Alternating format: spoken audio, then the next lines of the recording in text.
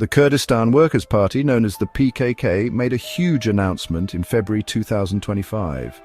They declared a ceasefire with Turkey. This is a big deal. The PKK is a Kurdish militant group. They have been fighting for their own independent state within Turkey for a long time.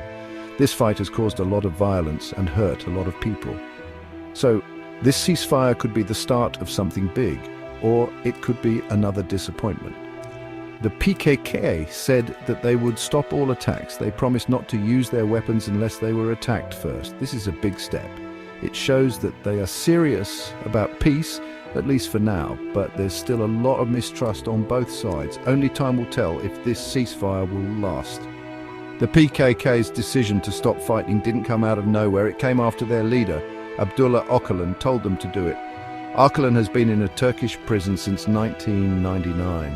He's still seen as the big boss, even from behind bars. He called for the PKK to put down their weapons. He even said they should disband completely. It's a really big deal that he said this. This ceasefire is a glimmer of hope in a very long and brutal conflict. There are a lot of people who want peace, but there are also a lot of people who have been hurt and are still angry. Can they all find a way to move forward? That's the big question. We'll have to wait and see.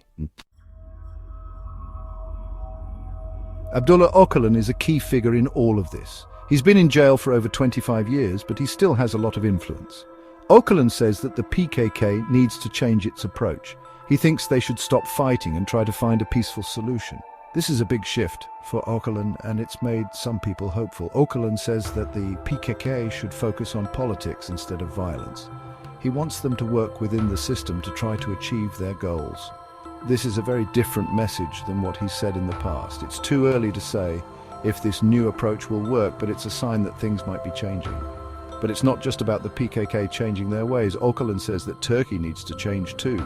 He wants the government to give Kurdish people more rights and freedoms. He says that this is the only way to achieve lasting peace. Öcalan's words have had a big impact on the situation. The PKK's ceasefire is a direct result of his call for peace, but it remains to be seen if Turkey will listen to what he has to say. If they don't, then this ceasefire might not last very long.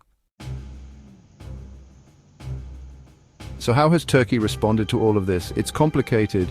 The Turkish government wants the PKK to disappear completely. They've labeled them as terrorists, and they've been fighting them for decades. But there are some signs that they might be open to talking. A key figure in all of this is Devlet Bahceli. He's the leader of the Turkish Nationalist Party. He said something really interesting. He thinks Öcalan should be released from prison. But there's a catch.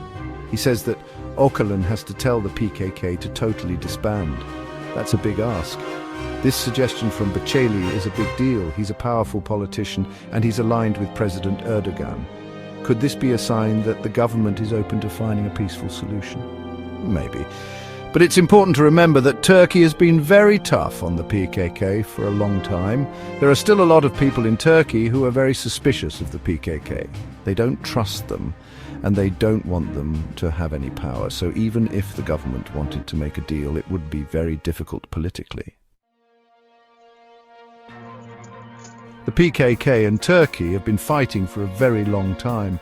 The Kurds want their own independent state, but Turkey doesn't want to give up any of its land.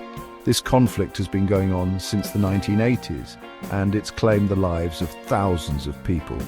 There have been other ceasefires in the past, but they've all fallen apart. In 2013, the PKK and Turkey agreed to stop fighting. But that ceasefire only lasted 2 years. In 2015, the fighting started again, and it's been going on ever since. So there's a lot of reason to be skeptical about this new ceasefire. The PKK and Turkey have a long history of violence, and there's still a lot of mistrust between them, but there's also some reason for hope. Öcalan's call for peace is a major development, and Bahceli's suggestion about releasing Öcalan is also significant. The situation is still very fragile. But if both sides are serious about peace, then this ceasefire could be a real turning point. Only time will tell what the future holds.